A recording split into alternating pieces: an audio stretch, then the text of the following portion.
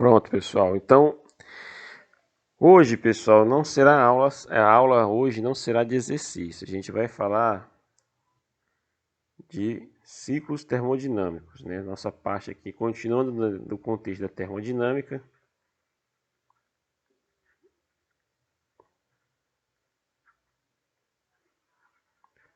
O assunto hoje são ciclos, né? Ciclos termodinâmicos.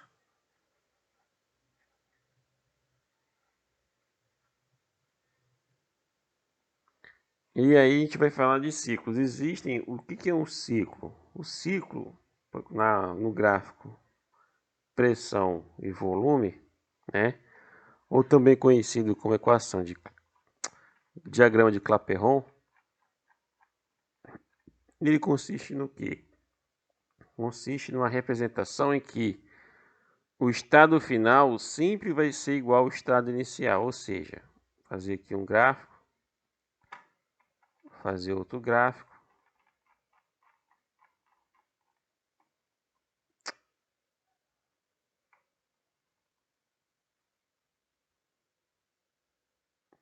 sempre consiste com o estado final, certo?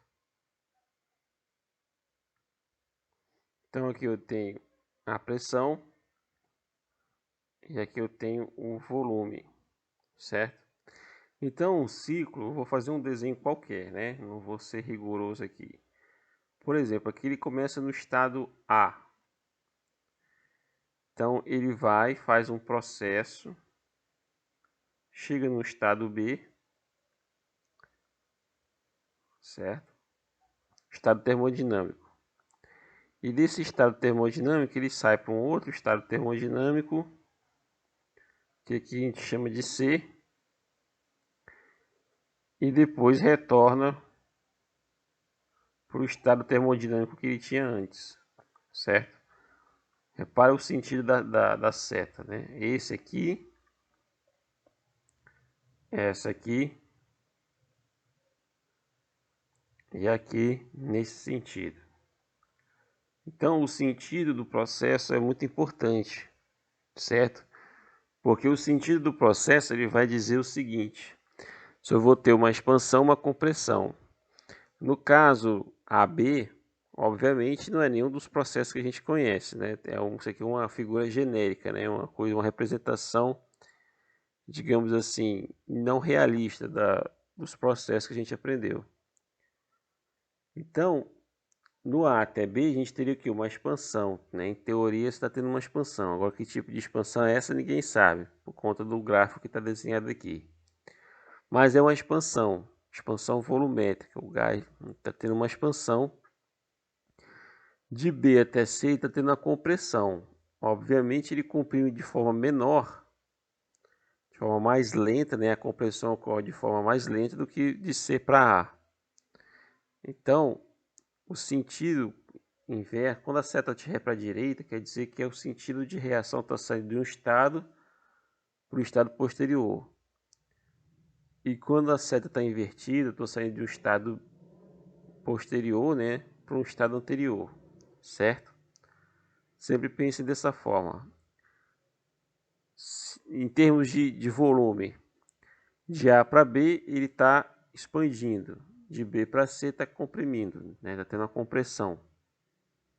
E de C para A está tendo bem uma compressão. Só que a compressão de B para C ela se dá de forma mais lenta do que de C para A, se fosse o caso. Alguém poderia me dizer, com base no conhecimento que vocês já têm de cálculo e de física 1, não precisa nem de cálculo, só de física, por que a expansão de B para C é mais lenta do que de C para A? Só pelo gráfico aqui que vocês estão observando. Não precisa estar certo não, pessoal. Não precisa ter medo de... Ah, eu vou responder errado, Francisco vai achar que eu não estou estudando. Não, não se preocupe com isso. Podem falar à vontade se quiserem, né?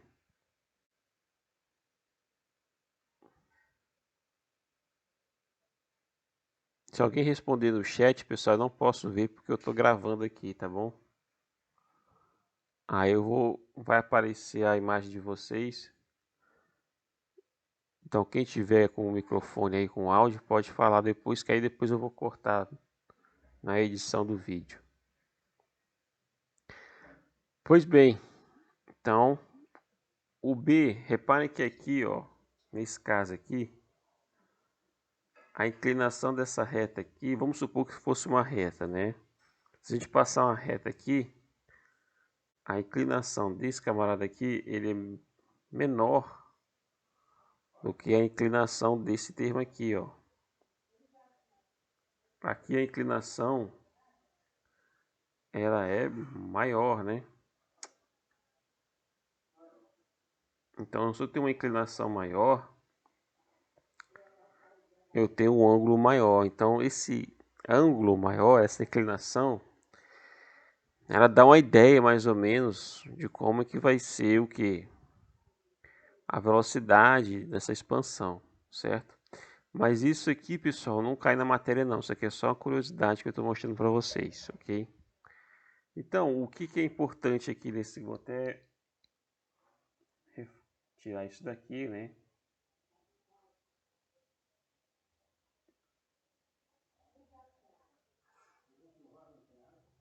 Então, de forma geral, o que acontece? Um ciclo termodinâmico, né? Um ciclo termodinâmico,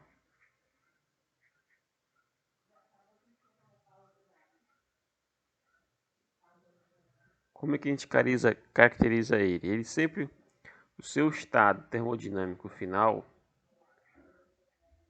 temperatura final, pressão final e volume final, ele sempre vai ser igual ao que? Ao estado termodinâmico inicial, certo? Ou seja, eu vou ter um TI, um PI e um VI, certo? Então isso aqui é a essência, é a alma, digamos assim, de um ciclo termodinâmico. Claro que ele é constituído por diferentes tipos de processo. Um estado termodinâmico, ou perdão, um ciclo termodinâmico, um ciclo, né, é composto por, por no mínimo, né, é composto por diferentes processos, né? Ele é composto por diferentes processos. Agora vamos fazer um gráfico mais realista, certo? Vamos fazer um gráfico aqui mais realista. Eu vou tirar essa figura geométrica daqui. Aqui vamos supor que eu saia de um estado A, estado termodinâmico A. Eu tenho uma pressão PA associada, certo? E um volume VA associado, certo? Aí o que acontece? Ele vai sair, ele vai fazer esse sentido aqui, ele vai para B, certo? Que processo é esse? De cara, aí vai ter um VB aqui,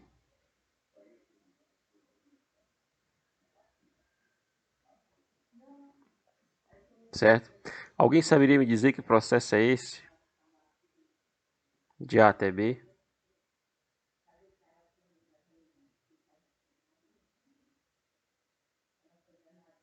Não. É um processo isobárico, né? A pressão é constante. Aí de B até... Aí ele sai de B, fazer com a outra cor aqui agora, e aí ele sofre um outro processo nesse sentido aqui agora, ó. E aí vai para o processo, para o estado C. A seta indicando esse sentido aqui. Esse processo é um processo isovolumétrico, né? Então aqui você vai ter novamente, se a gente for traçar aqui, eu vou ter uma pressão PC.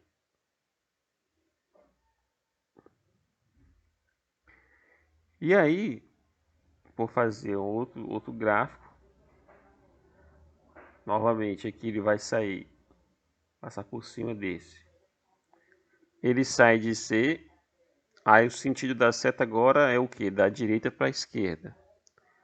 E aí ele vai para um processo que eu vou chamar de D, certo? E aí volta novamente para o processo, para o estado A. Agora a seta nesse sentido aqui. Vamos fazer com a mesma cor que a gente fez do C. Então aqui eu tenho um outro processo aqui. Então, pessoal, o que acontece? Né? Eu tenho o quê? Eu tenho de A até B, de B até C, de C até D e de D até A. Certo? Aqui eu coloquei PA e vou colocar um PB entre parênteses para delimitar que a pressão está relacionada com os dois. Vírgula, PA e PB. Aqui é um PC e um PD. Certo? Coloquei em vermelho, mas tudo bem. Pode deixar desse jeito assim, não tem problema não. Vou colocar em branco, né? Senão vai achar que está associado com esse processo. Então aqui eu vou colocar um PD e um PC. Ou seja, aqui você tem a mesma pressão que atua em A é a mesma pressão que atua em B, certo? Porque é um processo isobárico. Então, A até B a gente chama de processo isobárico. Significa o quê? Variação de pressão é igual a zero. Ou a gente pode escrever nesse caso específico, a pressão do ponto A, do estado A, é igual à pressão do estado B, certo? E aí a gente apaga esse PA-PB e simplesmente a gente coloca um P2, né? E aí o que acontece? De forma idêntica a gente coloca aqui um P1, aqui embaixo, ok? E aqui no volume a gente faz a mesma coisa. Como os volumes aqui estão associados a dois estados diferentes, então a gente coloca V1 e V2, certo? E aí o que acontece? O processo de B a C é um processo isovolumétrico. O que é um processo isovolumétrico? Ele é caracterizado por quê? Por ter volume constante, né? Então, o ΔV é igual a zero, né? Ou a gente pode escrever que o volume de B é exatamente igual ao volume de C, que nesse caso aqui é o V2. Aí repete, né? Do processo de C até D é novamente isobárico, né? E vírgula. E de D para A eu tenho de D para A eu tenho aqui um processo isovolumétrico novamente, certo? E nem, ó, tanto que nos processos de B para C quanto D para A eu não tenho nem expansão e nem compressão do gás, certo? Não há nenhum processo de compressão ou expansão, ok? Então, o que acontece? De A para B e de C para D são os únicos processos que a gente identifica o quê? Ou expansão ou compressão. No caso de A para B, eu estou tendo uma expansão, certo? E de C para D, eu estou tendo uma compressão. Isso aqui essa figura fechada que vocês estão vendo, isso aqui é um ciclo termodinâmico, certo? Na próxima aula, né, hoje não vai dar tempo de falar sobre isso, mas na próxima videoaula que eu vou colocar lá no YouTube, eu vou falar de cada processo, cada ciclo termodinâmico. Os principais ciclos é o ciclo da bomba de vácuo, que é isso aqui que eu estou mostrando para vocês, certo? Aí tem o ciclo de Otto, que é o ciclo do motor a diesel, e tem o famoso ciclo de Carnot, né, que eu vou, se der tempo, eu falo para vocês hoje, né? Esse aí é o fundamental, né? Jules Press Carnot, ele era um engenheiro militar, né? Um engenheiro militar, e ele que descobriu, né, toda a termodinâmica do ciclo associado com processos onde existe tanto de forma reversível como irreversível. A gente vai ver depois isso. Como que se caracteriza um processo reversível? O que é um processo irreversível, certo? E isso é a porta de entrada para a gente explicar um parâmetro muito importante na termodinâmica, que é a entropia, né? Que é uma, digamos assim, um parâmetro, uma grandeza da física que dá margem a muitas interpretações, né? Sejam elas físicas, né, científicas, até mesmo filosóficas, né? Por exemplo, o tempo. O tempo ele não seria uma manifestação da entropia? Por que que a gente não tem... da mesma forma que a gente calcula a posição positiva e negativa, por que que não tem um tempo negativo, né? Aí tem uma explicação porque a entropia, não existe entropia negativa, variação de entropia negativa, certo? A entropia, já estou dando um pouquinho de spoiler aqui sobre a entropia, né? Eu vou mostrar para vocês nas videoaulas que a entropia ela sempre vai ser ou igual a zero, a variação, né? Sempre a variação de entropia ou ela vai ser igual a zero, na melhor das hipóteses, ou maior que zero, certo? Mas nunca você vai ter uma variação de entropia negativa, porque aí isso aí implicaria em coisas na realidade, na nossa realidade que a gente vive, certo? Coisas tipo assim, um copo que se quebrou no chão, né? Copo de vidro, todos os cacos do vidro se juntam e sobem para sua mão. Então isso aí é uma coisa que teoricamente poderia ser possível de acordo com as leis de Newton, né, da mecânica, mas a entropia vai dizer, não, isso aí está errado porque isso aí está dando uma entropia negativa. Certo? Eu vou parar por aqui, senão eu vou me empolgar e vou falar sobre entropia e não é o nosso assunto aqui. Então, toda essa parte aqui de ciclo termodinâmico que a gente vai abordar hoje é uma parte muito, assim, digamos assim, seria uma introdução, seria uma deixa para posteriormente a gente falar de entropia. Por quê? Porque esse engenheiro, né, Jules Prescott Carnot, não sei se sobre o segundo nome dele é esse, Prescott, ou é Prescott. Ele era francês, né? E ele que ao estudar a termodinâmica associada a canhões, né? Como sempre tendo a implicação bélica, né? Digamos assim, que é o lado não bonito da ciência. Ele descobriu que certas quantidades de energias, certos processos, certas quantidades de energia associadas a determinados processos termodinâmicos, eles tinham certas, digamos assim, peculiaridades, né? E aí essas peculiaridades, essas particularidades estariam associadas com tipo, isso aqui eu posso reverter, isso aqui eu não posso reverter. Mas por que que eu não posso reverter? E aí a gente vai ver isso com mais detalhes, né? Hoje, se der tempo, eu falo ainda com vocês. Mas enfim, voltando aqui ao nosso ciclo. Esse aqui é um dos ciclos que eu quero mostrar para vocês. Esse aqui é o ciclo que a gente conhece de bomba vácuo, né? Esse aqui é o ciclo bomba de vácuo. Claro que, certo? É o princípio da bomba de vácuo. Por quê? Você está aumentando a pressão do gás, depois você diminui a pressão do gás, certo? Ao mesmo tempo que você aumenta a pressão do gás, você aumenta o volume. É o processo de A até B. Se você diminui, você pode diminuir a pressão do gás sem mudar o volume. Só que aí você tem que pagar o preço, né? Você tem que mexer na temperatura.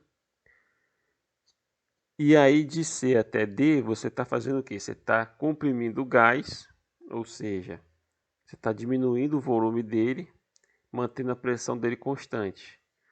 Só que aí o que acontece? Alguma coisa tem que variar além do volume, né? Que é a temperatura também. E do C até D você está novamente aumentando a pressão do gás e o volume dele permanecendo constante.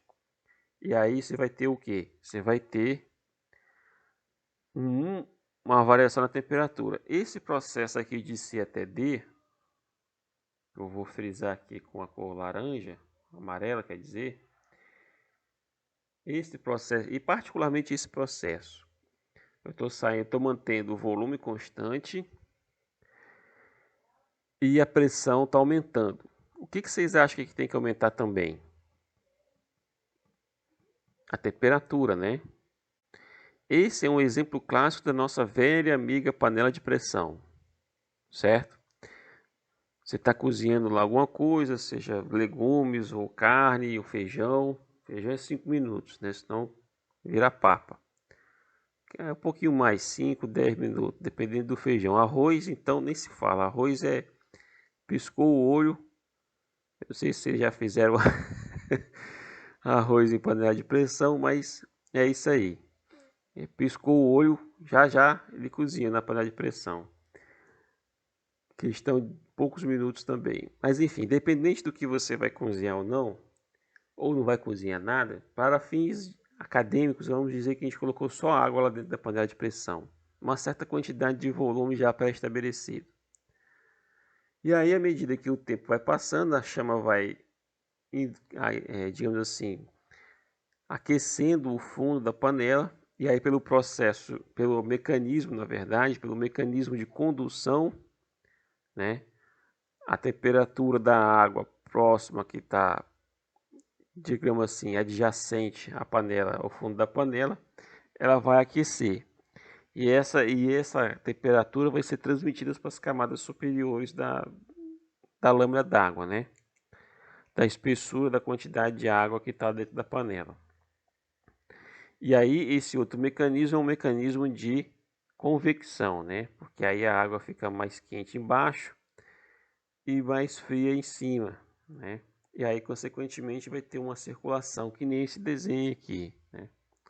Então, eu vou fazer rapidamente um desenho de uma panela de pressão aqui, certo? Uma panela. Essa parte azul aqui seria a água, né? Eu coloquei lá um vídeo lá para vocês, bem interessante lá sobre o modelo do gás, né? Isso aqui seria uma chama, né? Totalmente errada. Essa parte aqui aquece. E aí ela vai subir em vermelho. E aí você tem uma outra parte. A água que estava aqui em cima vai ser, digamos assim, deslocada para o fundo, né? A seta é no contrário. Então você vai ter o que? De cima para baixo, depois, ou de baixo para cima, depois de cima para baixo. Aí você vai ter esse tipo de circulação. E essa circulação ela vai perdurar até enquanto toda a temperatura da água não estiver homogênea, né?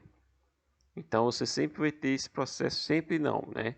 Eu vou retirar a palavra sempre e vou dizer, olha, esse processo vai perdurar enquanto a temperatura da água não for homogênea, ou seja, enquanto toda a água não tiver com a mesma temperatura, não alcançar o equilíbrio termodinâmico, certo? E aí, passado um certo tempo, uma vez que atinge a temperatura de fusão, né, a ebulição na verdade, atingiu a temperatura de ebulição, a água vai sair do seu estado líquido e vai para o estado de vapor, né, ou estado gasoso. E aí o que acontece? É aí que vem a nossa parte aqui do ciclo, né? A água vai ferver, né? vai chegar um ponto que ela só é gás, praticamente, 90% dela vai ser vapor. E aí entra esse processo aqui. À medida que a pressão vai aumentando, o volume vai aumentando, perdão, a pressão vai aumentando, o volume sempre é constante. Por quê? Porque a panela está tampada, certo? Então a temperatura vai aumentando por causa da chama, a pressão vai aumentando. Se não tiver um escape, o que vai acontecer com a panela? Ela vai explodir, certo? Porque o volume está constante, a pressão está aumentando cada vez mais, certo? Por conta do aumento da temperatura. Então, se não tiver alguma coisa que faça com que a pressão mude, né? Não aumente mais, pelo menos fique constante, a panela explode. E essa alguma coisa a gente conhece muito bem, que é aquela válvulazinha que fica em cima da panela de pressão. Certo? É ela que deixa um pouco do gás, do vapor d'água sair, certo? Fazendo com que essa pressão não aumente de forma significativa, a ponto de estourar a panela, né? Todo mundo aqui, pelo menos uma vez na vida, já teve um acidente, espero que não, já teve uma história para contar sobre panela de pressão, né? Então, ou correu para jogar debaixo da água gelada, né? Abre a torneira e joga ela debaixo da torneira para não acontecer o pior. Mas isso aí é um recurso, é o último recurso, tipo assim, acabou todos os outros.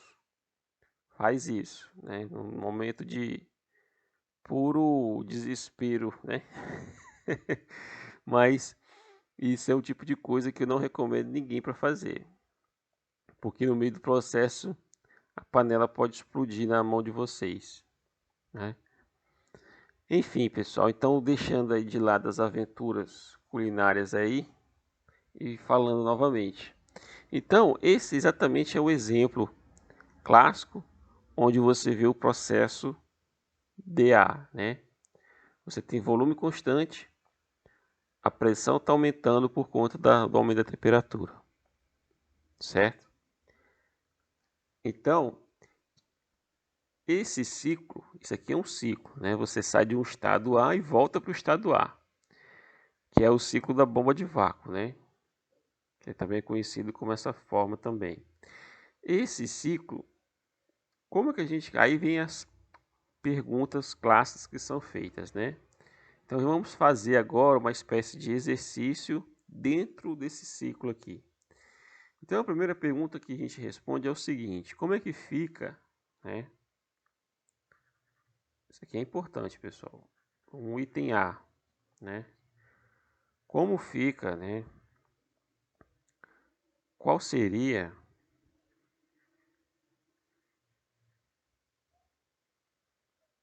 o trabalho associado a cada processo? A cada processo. Então, essa é uma pergunta muito importante. Nesse caso aqui, a gente já pode fazer uma resposta, digamos assim, dar uma resposta sem mesmo a gente fazer conta, né? Como é que seria isso? Aí vocês vão dizer, ah, Francisco, como é que seria isso? Sem fazer conta, sim. O trabalho aqui, como é que a gente calcula o trabalho aqui? Ah, eu não lembro da fórmula, não tem problema. A gente já vai analisar aqui dois processos em que o trabalho não precisa nem fazer conta, a gente já sabe qual vai ser a resposta. O primeiro é esse aqui que eu já falei, de D até A, e o outro é de B até C, certo? Nesses dois casos, existe expansão de volume ou compressão do volume? Em outras palavras, eu estou observando alguma variação de volume? Não. Se não existe variação de volume, não existe o quê? Não existe trabalho. Então, de cara, a gente já sabe que o trabalho. Então, vamos fazer aqui a resposta. Ó. Solução. Então, os trabalhos de B até C. Eu vou colocar assim que aí já está subentendido que o sentido é BC, né?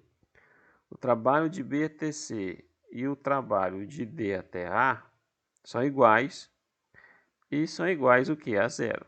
Não tem trabalho. Não há realização de trabalho nesse contexto. Por quê? Porque não há variação de volume, né? Não há trabalho, né? Isso ocorre, né?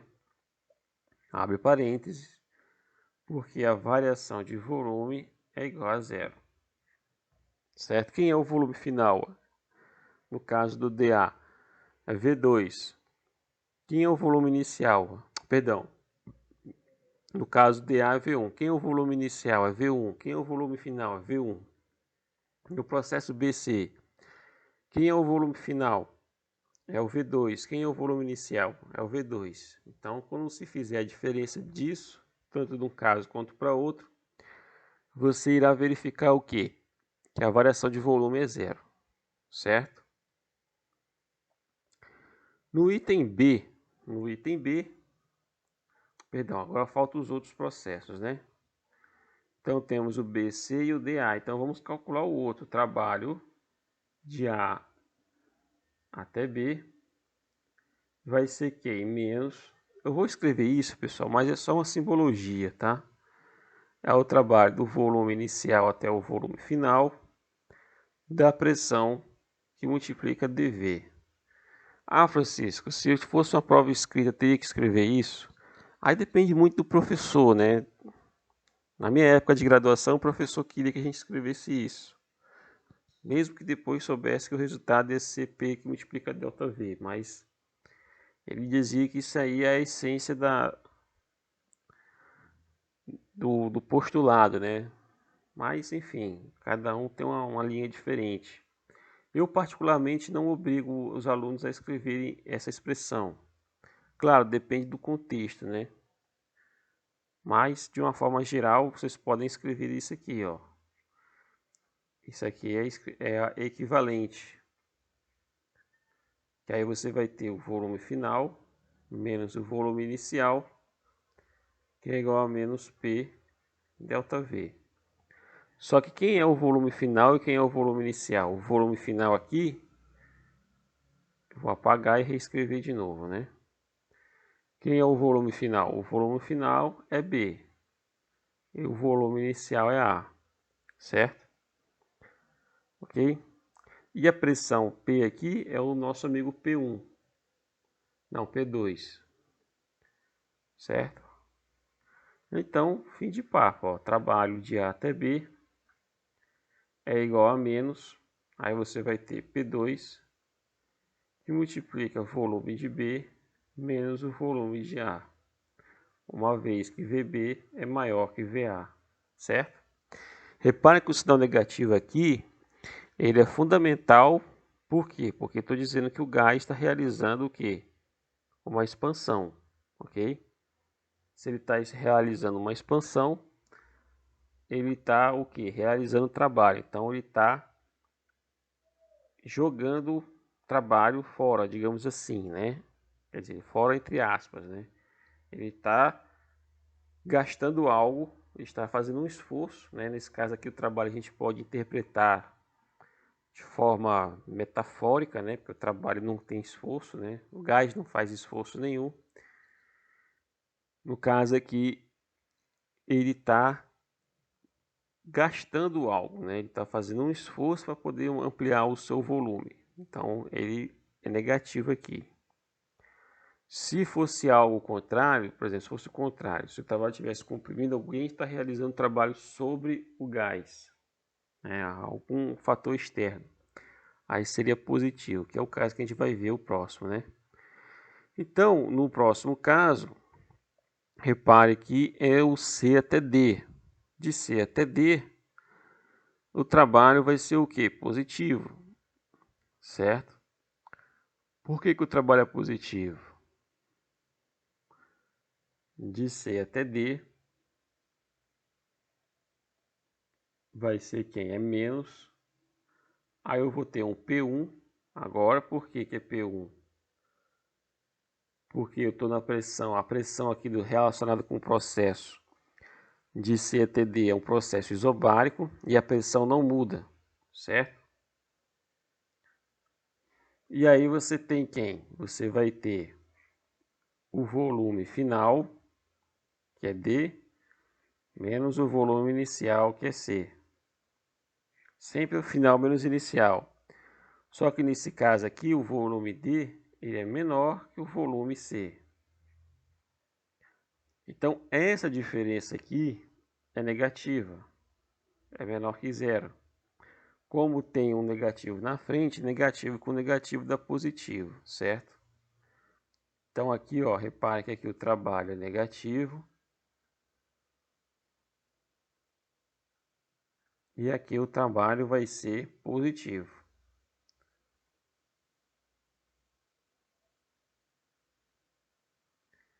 Então aqui eu vou ter uma compressão, perdão, no de cima eu vou ter uma expansão de A até B e no de C até D eu vou ter uma compressão do gás. Aumento do volume, né? E aqui no C até D uma diminuição do volume, respectivamente correspondendo aos processos de expansão e compressão. E os outros não precisa calcular, né? A gente acabou de dizer que é zero porque não há variação de volume, então consequentemente não há variação, não, perdão, não há trabalho sendo realizado. E aí vem o item B. Qual é o trabalho total? Qual é o trabalho total?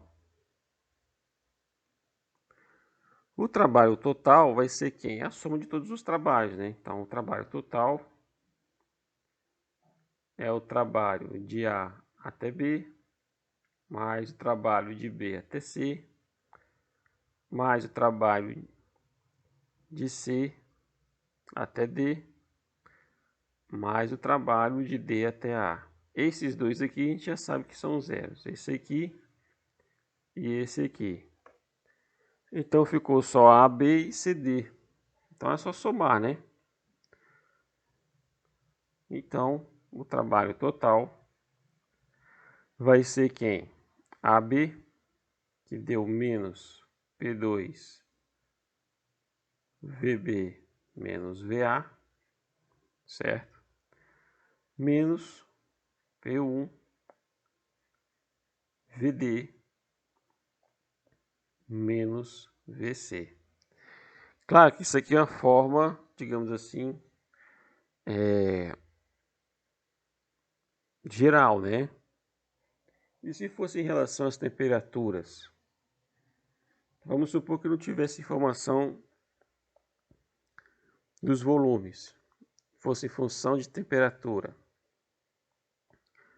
E eu quisesse sumir com o volume aqui, como é que eu faria isso? Né?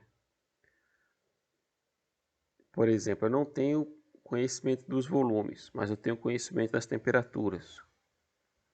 Então, a gente recorre à equação de estado. Né? O que a equação de estado diz? Pressão, volume, nRT, onde N, para quem não se lembra, é o número de mols. Né? É o número de mols. Não se preocupem, porque na maioria dos problemas eu vou sempre colocar o valor desse N. Ah, seja um gás, seja um mol de um gás ideal, seja um mol de uma gás tal, enfim. Eu vou estar colocando o valor. Então, no nosso caso aqui, vamos supor que seja N igual a 1, certo? 1 mol. Então, eu teria o que? Pressão, volume igual a RT. A ideia é sumir com o volume, certo? Então, o que vai acontecer? Eu vou fazer o seguinte, ó. Eu vou adaptar a expressão da pressão desse jeito. Eu vou escrever, ó, V é igual a RT sobre a pressão, certo? Aí eu vou escrever, por VB eu vou ter um VB, TB, PB.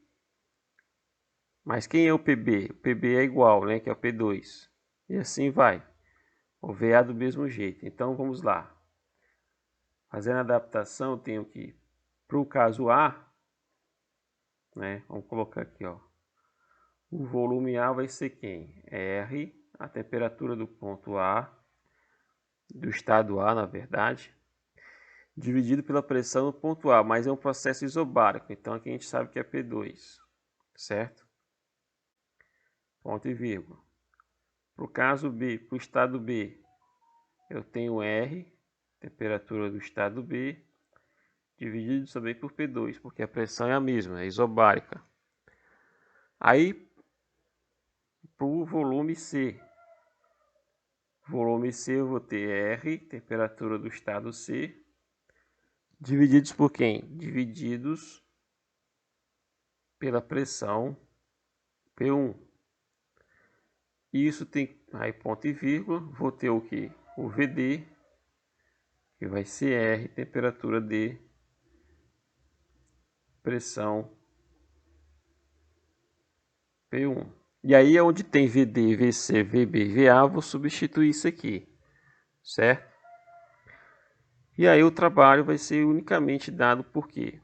Aí eu tenho menos P2, aí eu vou ter um VB, abre parênteses, quem é o VB? R, TB, divididos por P2, menos quem? O VA, que é R, TA, divididos por P2, menos P1, abre parênteses, quem é o VD? VD é R, TD divididos por P1, menos R, TC divididos por P1. Reparem que o fator de pressão vai subir, né? Porque eu posso colocar esse denominador em evidência, né? E o numerador também, a juntar os dois.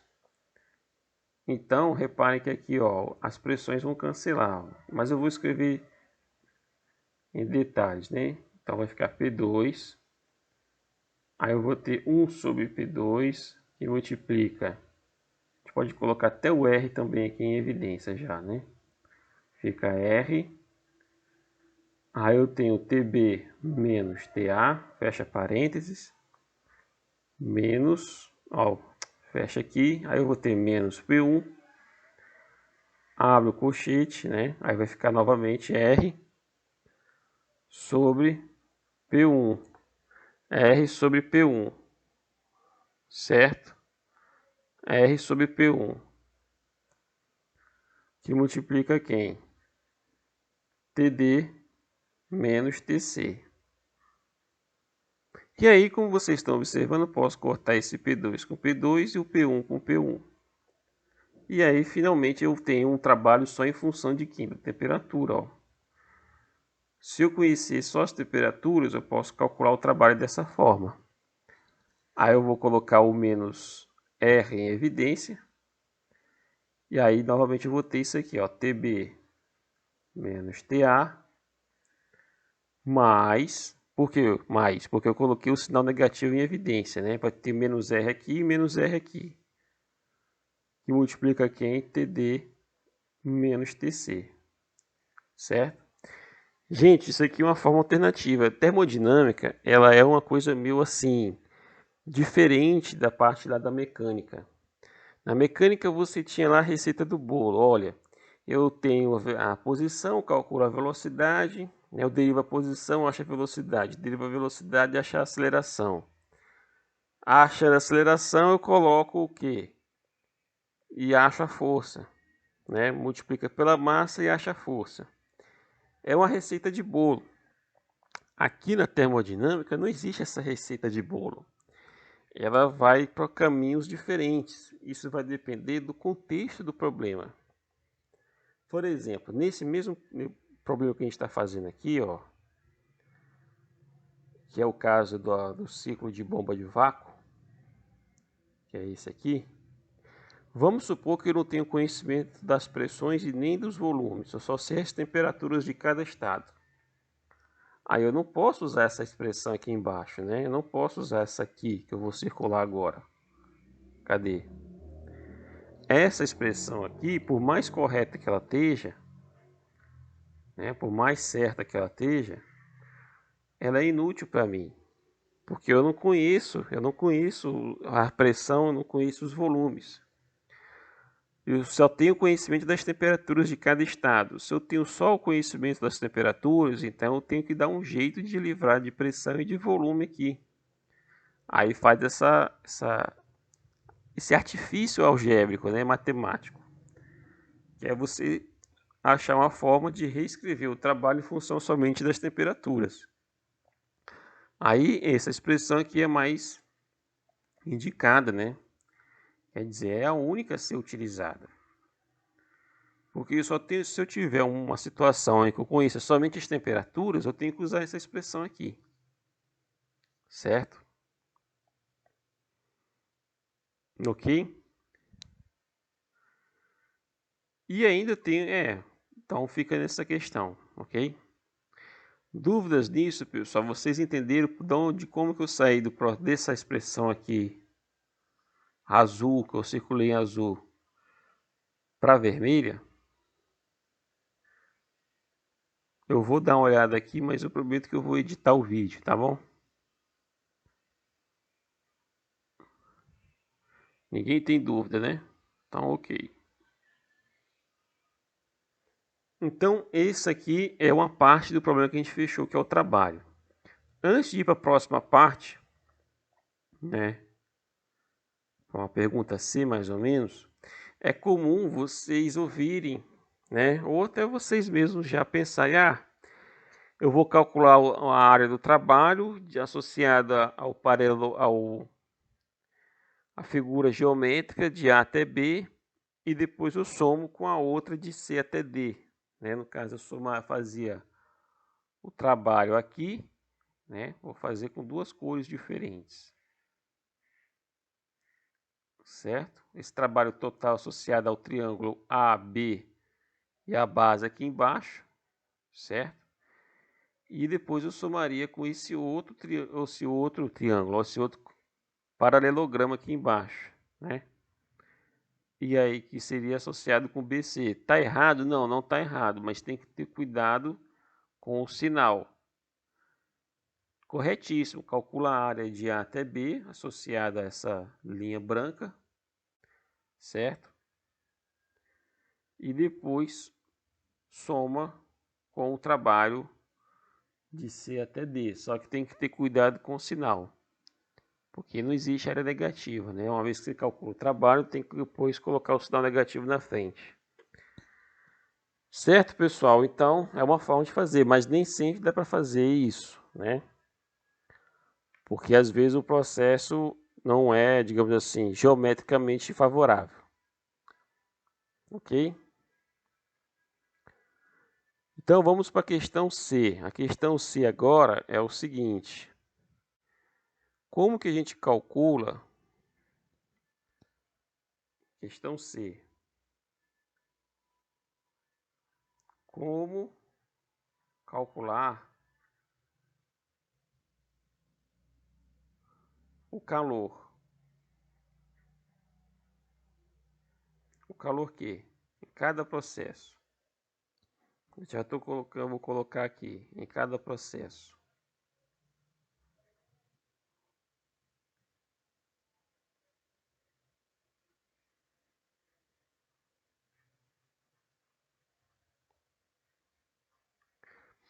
Então, aí você vai ter que fazer o seguinte, né? Tem que usar a solução. Qual é a solução aqui? Solução. A solução é a seguinte. Você vai ter que usar a primeira lei da termodinâmica. Primeira lei da termodinâmica.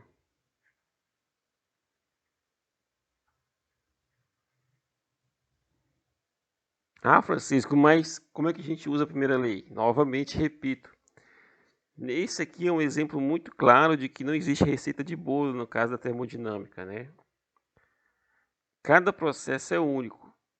Então, cada processo vai ter sua forma diferente de resolver isso.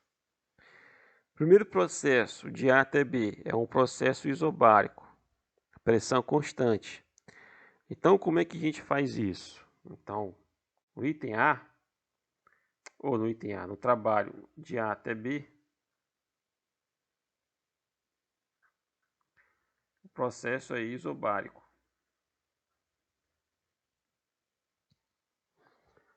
Então, o que a gente tem que fazer? A gente tem que pegar, a primeira coisa que tem que fazer é escrever a primeira lei. Como é que é a primeira lei? Você tem que um DU é um d'W, lembrando que lá na videoaula eu falei para vocês que esse linha aqui não significa variação, significa que eu estou trabalhando com quantidades muito pequenas de trabalho e de calor, porque na física não existe o conceito de variação de trabalho nem de variação de calor, certo? Isso não existe, certo? Não faz sentido a gente falar variação de trabalho e nem variação de calor. Então, fisicamente, isso não é correto. Esse linha que está aí presente é para mostrar, olha, é uma simbologia que eu estou dizendo. Se eu estou trabalhando com uma quantidade de energia interna muito baixa, então eu vou usar valores muito baixos de calor e trabalho também, ou quantidades muito baixas dessas energias. Então, no processo isobárico, o que vai acontecer? Eu tenho o seguinte, né? Eu vou ter que dar um jeito de fazer isso aqui de uma forma mais prática possível. Como é que é isso? Primeira coisa que eu tenho que fazer é o seguinte: é tentar descobrir quem é esse cara. E depois tentar descobrir quem é esse outro camarada aqui. Certo? Para poder calcular o dele aqui. De uma forma, a gente já pode escrever o seguinte, ó, que o dele aqui, ele é quem? Ele é um DU menos um d'W. Isso aqui é uma verdade. Então vamos fazer uma pausa aqui e vamos voltar aqui depois. Então vou colocar um asterisco aqui e vamos voltar aqui depois. Vamos para o processo BC. No processo BC é o que? Um processo isovolumétrico.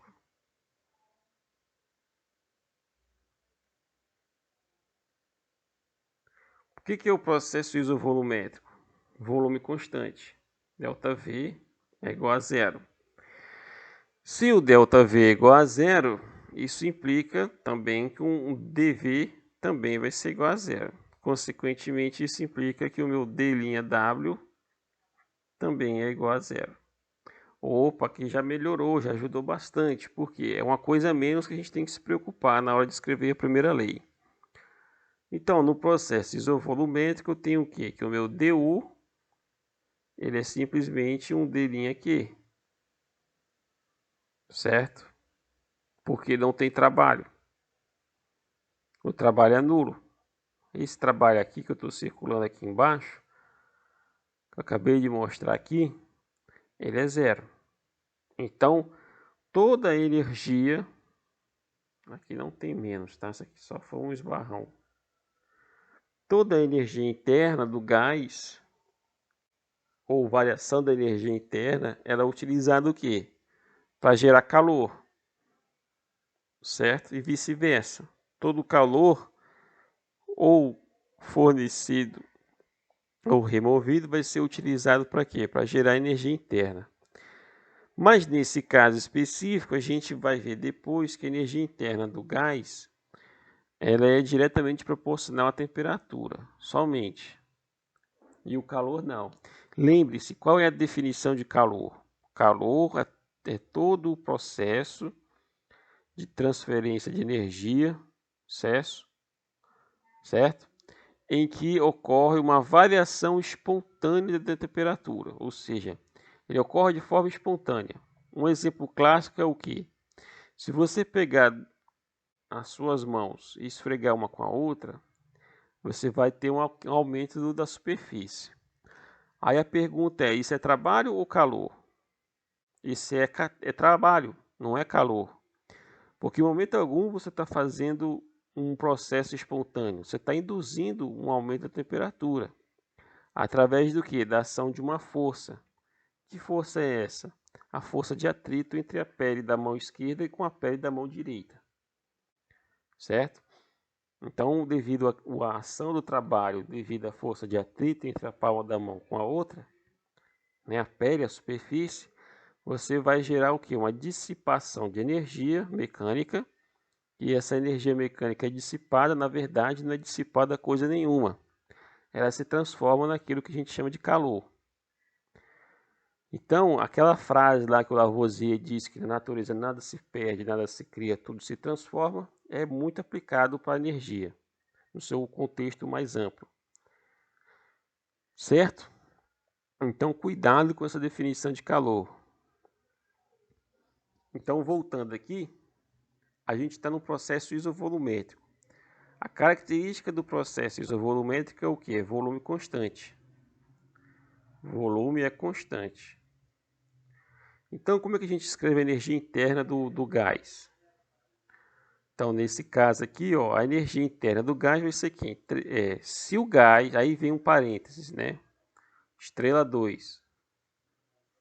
Já expliquei isso para vocês lá na videoaula. Se o gás for monoatômico, o que é um gás monoatômico? Por exemplo, o hidrogênio, certo? É um gás monoatômico. O ozônio já não é um gás monoatômico, né? Ele depende de uma molécula de oxigênio com um átomo de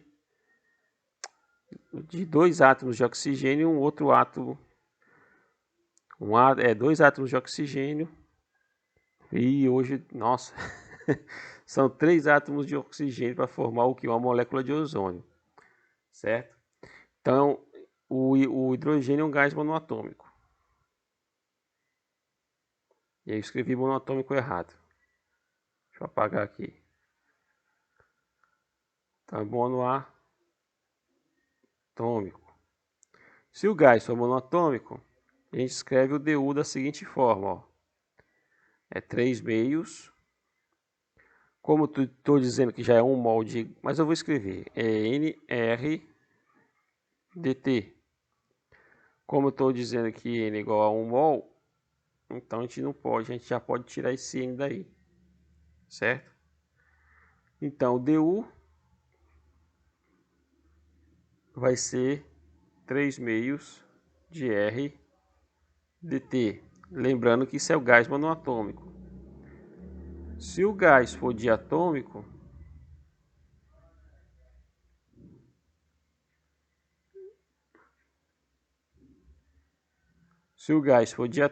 aí o DU não é mais 3 meios de nRT, ele é 5 meios, né?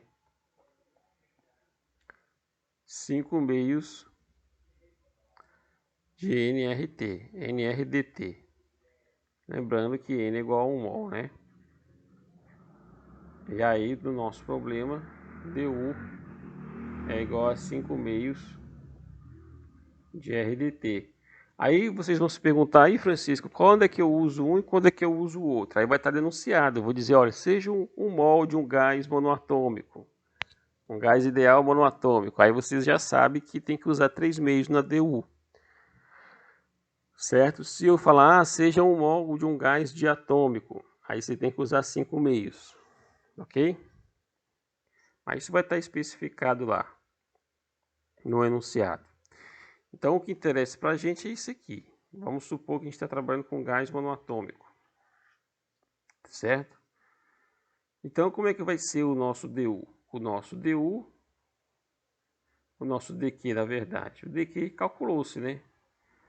Vai ser simplesmente 3 meios de R dt.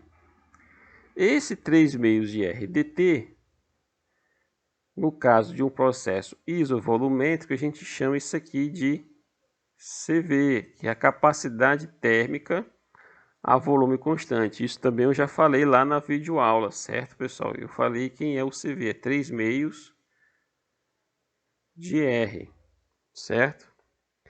Existe uma relação das capacidades térmicas molares a volume constante e a pressão constante, certo? A gente está fazendo qual processo? É o processo BC. Ok? Então a gente já tem esse conhecimento aqui, que é de CV 3/2 de R. Ok? Então, qual é o próximo passo? O próximo passo agora é sair da escala microscópica para a escala macroscópica, né? Como é que a gente faz isso? A gente faz uma integral. Só que, quando eu digo integral, é no sentido, digamos assim, matemático, né? Porque na verdade é só você fazer o que aqui? Sair desse D' aqui, não tem que integrar nada, é só escrever aqui.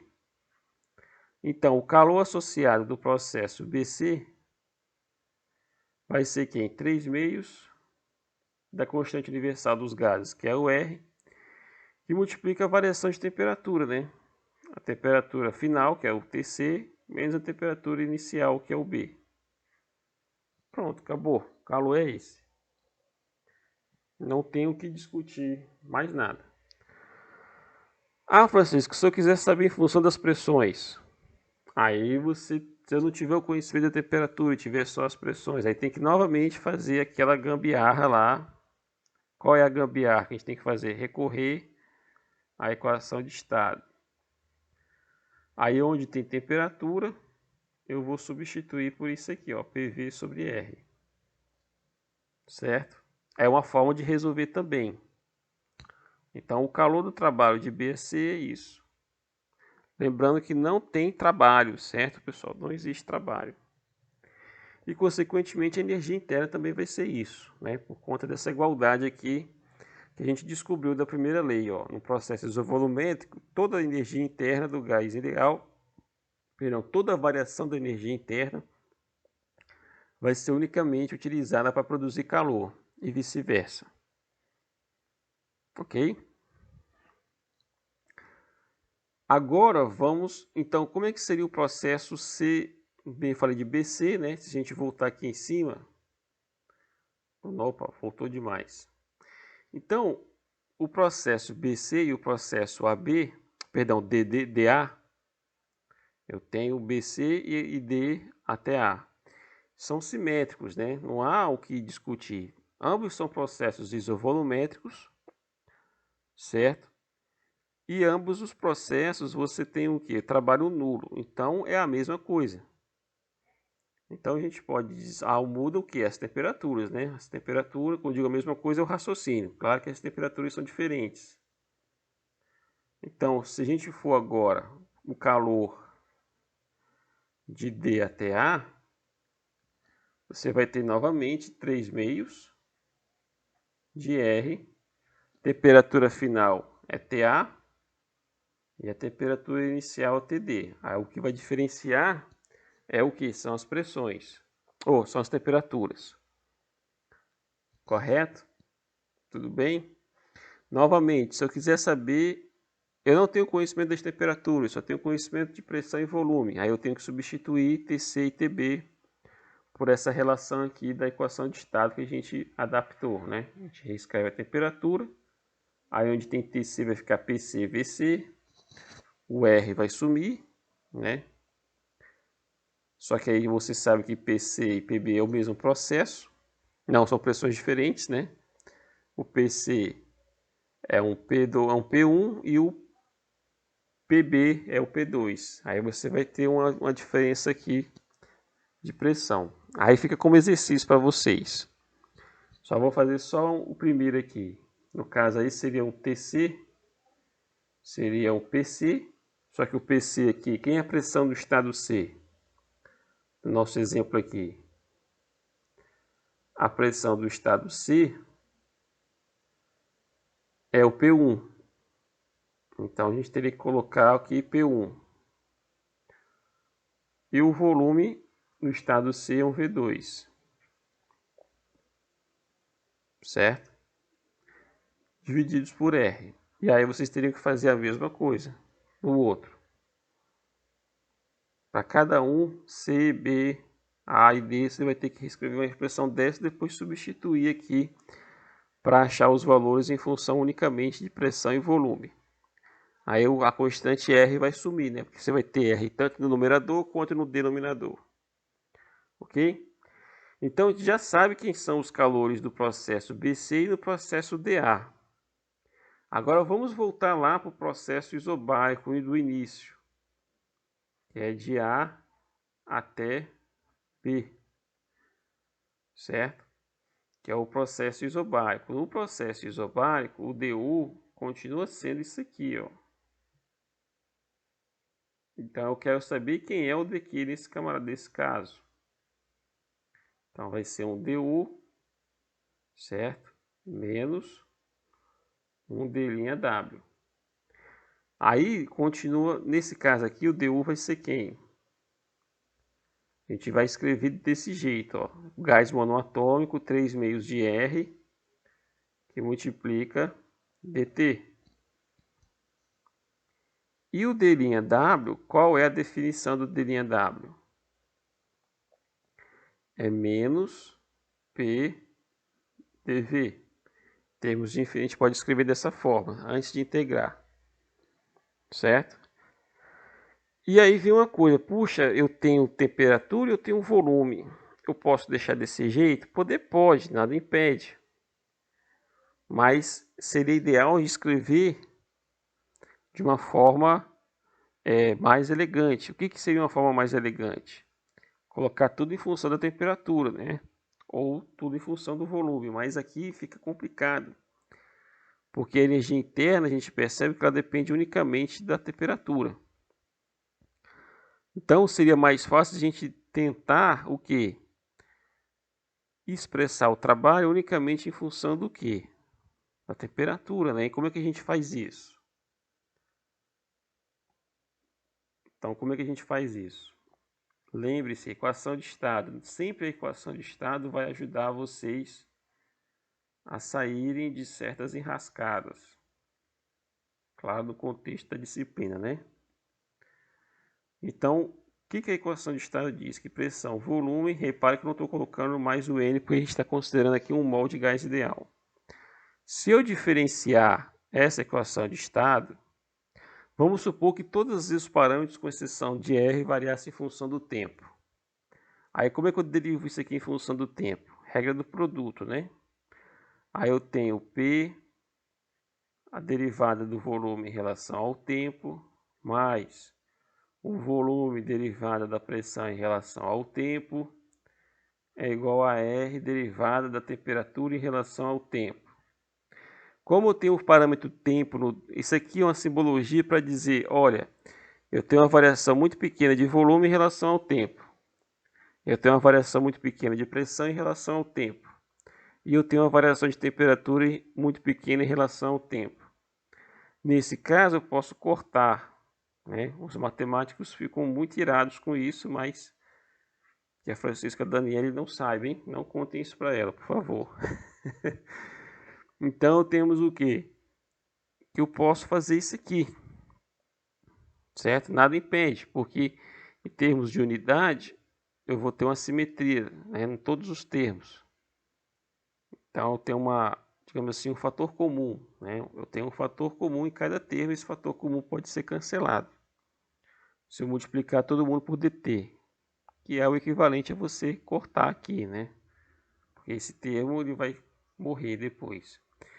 E aí o que acontece? Aí eu fico com o PDV, lembrando que isso não é velocidade, isso é volume, mais VdP igual a R dt. Isso chama-se diferenciação de uma expressão algébrica, certo? Como a gente está no processo isobárico, pressão constante, esse camarada aqui morre, cai fora. E aí ficamos com o quê? PDV é igual a RDT. Olha só o que acontece aqui. Olha o que eu tenho no d'W, olha o que eu tenho aqui embaixo. São iguais, né? Com exceção de um sinal. Eu vou substituir onde tem PDV, eu vou colocar RDT. Então, meu d'W ficou como? Ficou um RDT. Isso implica como? Que eu tenho um DU igual a 3 meios de R dt. Aí eu tenho um menos de linha W, ó, menos aqui na frente. Com o menos fica mais R dt. Então, quem vai ser aqui o nosso... Opa, escrevi errado. Aqui não é du, tá? Aqui é dq. D' aqui. Então, o nosso D' aqui é quem? 2R mais 3 dá o quê? 5R sobre 2, que multiplica dt. Esse termo de 5R sobre 2 a gente chama o quê? Capacidade térmica molar à pressão constante. Por quê? Porque é um processo isobárico. Então a gente diz o que? Olha, o D' aqui no processo isobárico é Cp dt. Isso na escala microscópica. Se a gente for para uma escala macro, né? Então a gente pode dizer que o calor associado ao processo AB é igual a quem? A Cp delta T, de A a B. Então, o calor de A até B é quem? É o Cp, que é a capacidade térmica pressão constante, que multiplica a temperatura de B menos a temperatura de A, que é o final menos inicial. Certo, pessoal? Bem mais elegante essa expressão do que em função de volume. Ah, Francisco, isso é meio complicado. Eu sei, eu concordo que é complicado, porque é como eu falei, não existe uma receita de bolo. Na termodinâmica você não tem uma receita de bolo, ó, segue esse roteiro aqui, segue esse script que você vai se dar bem.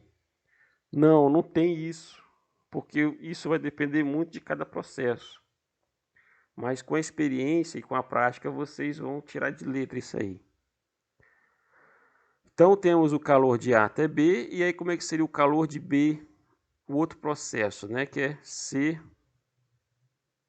Nossa, pessoal, vou passar um pouquinho da aula. Vocês têm aula hoje? Daqui a pouco? Eu preciso aqui de uma manifestação de vocês.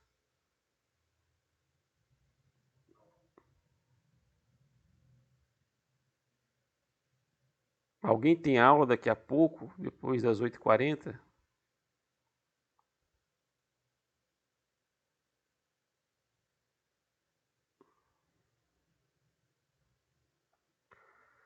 Então, de C até D, o que acontece? Eu tenho de A até B, agora de C até D. O C até D é a mesma coisa, só vai mudar o que? As temperaturas, né? Eu vou ter temperatura final, que é o D, e a temperatura inicial, que é o C.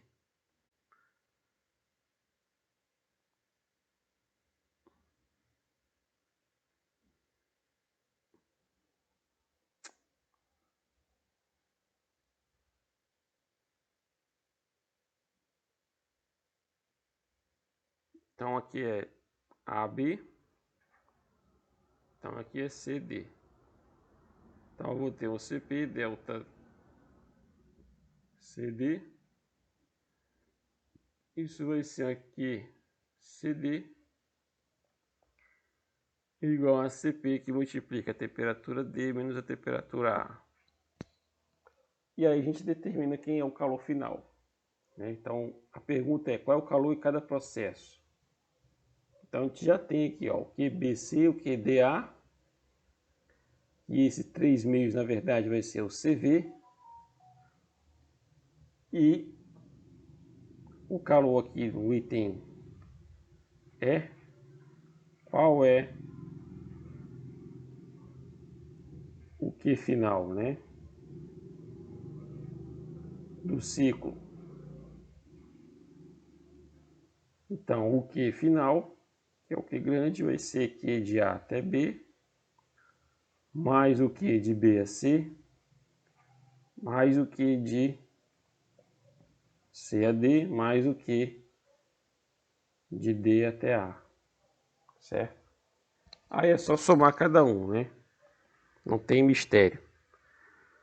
Q de AB mais o QC de D mais outros dois Qs lá de cima. Ok? Então é só somar cada um deles. E aí vem a pergunta final.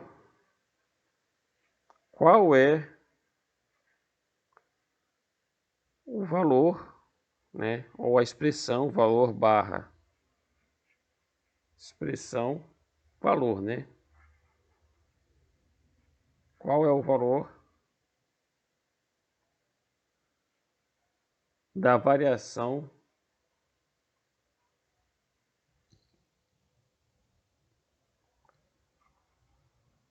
da energia interna ΔU ou DU', né? DU no ciclo, né? Sempre tem que estar aqui no ciclo.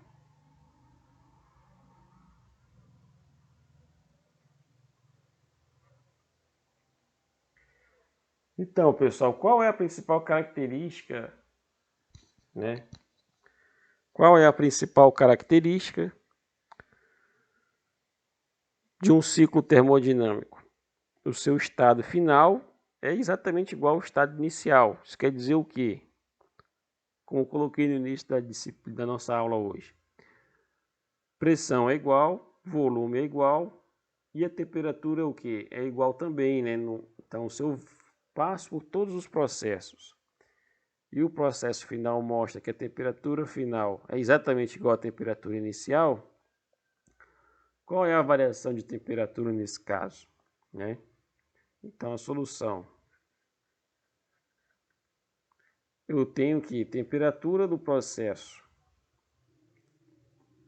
final é exatamente igual à temperatura inicial.